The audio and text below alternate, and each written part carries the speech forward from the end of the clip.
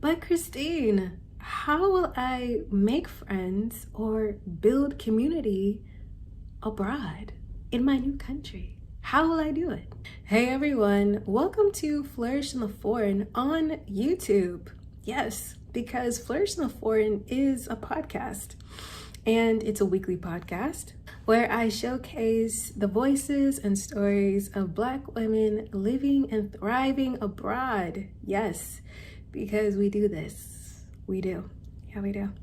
And while also exploring living abroad as a pathway to wellness. So welcome to the YouTube channel. I'm your host, Christine Job, of not only the YouTube channel, but also of the podcast. I am a Black American woman currently living in Spain and based in Barcelona for the moment. So hi, welcome.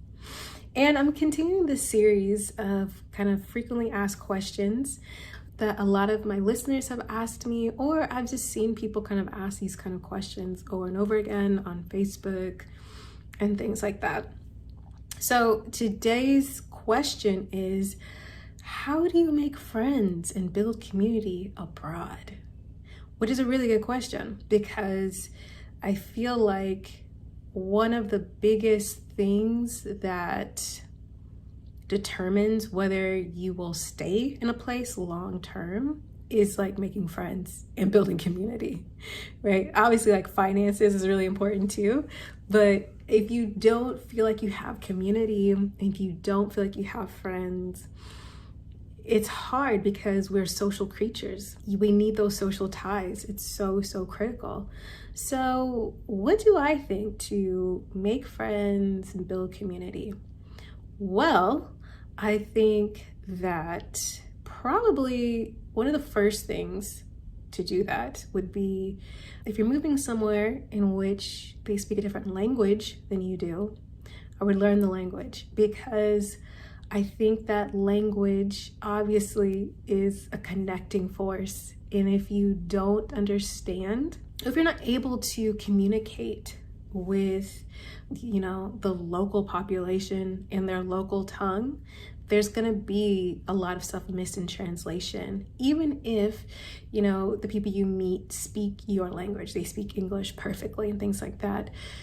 For those of you that speak multiple languages, you know that when you speak language that's not like your mother tongue, even if you're quite proficient or fluent, there's still certain ways in which you find you can't fully express what you mean because of how you're relating necessarily, especially if you're trying to speak about like a home experience, and there might be specific words associated that really kind of nuance that you don't know the words to in your new language or this new language, or it's hard for you to communicate. Like those kinds of things you have to think about. Like for me, it's really hard to not be like the funny, witty person that I am in Spanish. Like why? Like I don't feel like they really understand how funny and witty I am. I just don't feel like they really get it, because I can't fully communicate that. And so that's frustrating for me. And I think it is sometimes like a barrier. Sometimes I'm shy, or sometimes I'm tired. And I live in Barcelona, so there's actually another language to contend with, which is Catalan. And I don't speak Catalan. Like I told myself like I had to concentrate on one, and depending if I stay in Barcelona, we'll bring in some Catalan, but that is definitely a barrier, because if I was proficient in Catalan, the different types of conversations I would have, the probably different types of friends I could make, or events I would go to and know what's going on, and people would be like, oh, okay, you speak Catalan, cool. It just changes. So the very first thing is I would definitely learn the local language for sure, and try be very earnest about it. Now, is it a requirement? No, it's not. Again, I live here in Barcelona. A lot of people speak English, and honestly, my Spanish got worse Actually, and that's crazy to say, it got worse living in Barcelona because everybody just spoke to me in English, and there's so many expats here. From when I first moved to Spain, which is in northern Spain, in La Rioja, and nobody was speaking to me in English. So language is really, really important. Another way to like build friends and community is by doing the things that you like and putting yourself out there. I think that when you move abroad, you will be exhausted. You'll be exhausted from just trying to navigate. If you're having to speak a different language, your brain will be tired because you'll be like, I thought I spoke this language, but you're, trying to do banking or anything else that you're like, whoa, these are some high level concepts that are nothing to me in my home country and now are like making my head spin.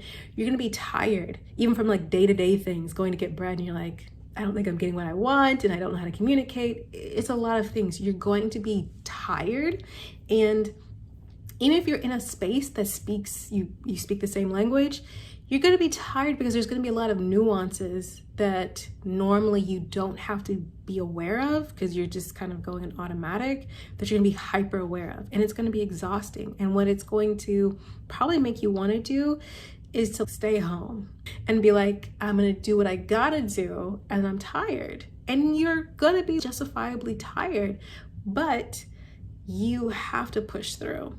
I'm all about rest, but you're gonna have to push through and put yourself out there. You have to go out and do the things that you like to do and be the awkward kid, not just once or twice, like 20 times. Yeah, you're just gonna be awkward for months. And you're gonna be like, this sucks, I don't wanna do this, but you're gonna keep on doing it.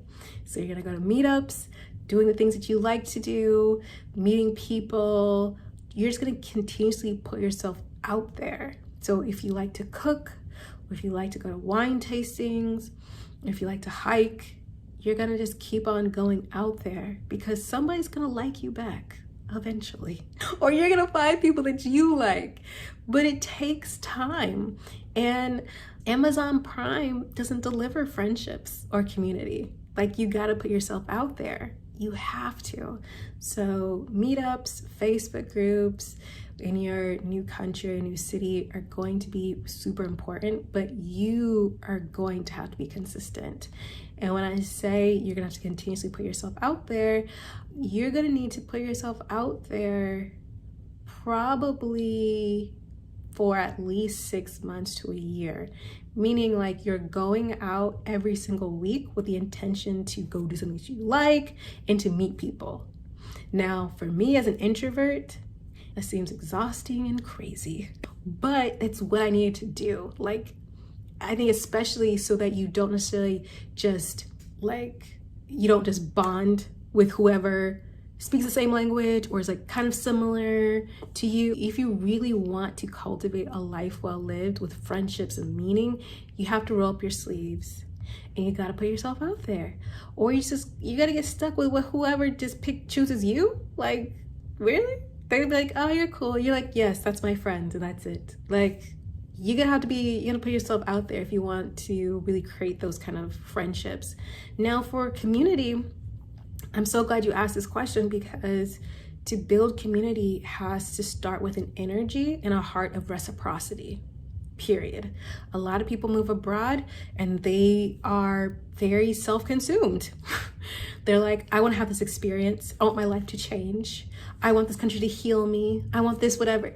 And they don't stop to think about what they're going to be bringing to this country, what they're going to be bringing to these people in this community. Not in a charitable way or volunteer. Like, what do I have to contribute to community? And maybe if you haven't really been a part of community, like intentionally part of your community in your home country, you're gonna feel like, what do you mean? But that's something to think about. Are you consciously a part of your home community? What do you bring? Are you a patron of the arts? Are you a participant of the arts? What are you committed to for the enrichment of your community at home? And what kind of spirit can you bring to your country? That is the spirit of building community. That is something that makes your life rich, your experience incredible. And that is the basis of like a lifelong love affair with a country, or at least for a period of time. But that is something that is cultivated, and cultivated with a heart of reciprocity.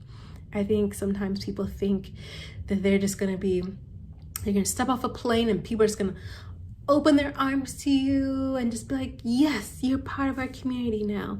There are a lot of incredibly hospitable and sweet and kind and warm people all around the world, and they just are. And that's just how they get down. And that's amazing. But it doesn't take away from your responsibility to be an active member in a community. Your position is not just to be warmly received and just be like, oh, this is great. It's to also be an active and engaged, a thoughtful and considerate member of your community and how you want to participate. And that requires you to sit and listen. It requires you to offer and help. It requires you to learn. But you see, these are actions that must happen. It doesn't just happen. Again, Amazon Prime didn't say, oh my goodness, your community will be delivered by 8 p.m. today. It doesn't happen like that. All right, so if you liked this video, give it a thumbs up. If you have some comments and questions about this video, go ahead and leave them in the comment section below. If you have developed community where you live, let us know how you did that. Let us know what are your thoughts on building community. I think it's a really important conversation to have. And if you have not checked out the Flourish in the Foreign podcast, what are you doing? What are you doing? Check it out.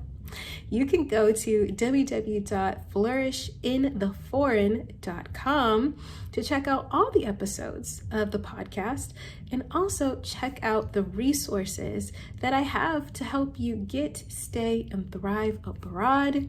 Also, you can check out my course that really helps you to intentionally create a moving abroad strategy, but to also develop just a vision for your life to go abroad. I think it's really powerful, and it's a game changer. We talk about visioning and manifestation. We also get down to nitty-gritty practical things. We talk about skills assessment. We talk about getting a job abroad. We talk about starting a business abroad. All right, we got the woo-woo and the practical together. It's an amazing course, and I hope you join me. All right, that is it for today. I hope that you've enjoyed it. Again, be sure to like this video, subscribe to the channel, and until next time, bye.